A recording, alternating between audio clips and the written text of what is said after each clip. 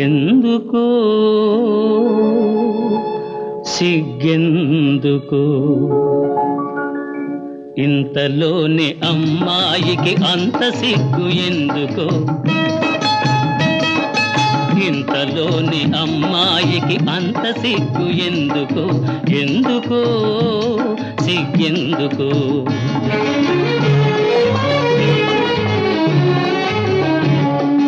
పంతాలే తీరెనని తెలిసినందుకే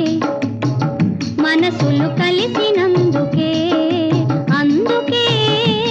సిగ్గందుకే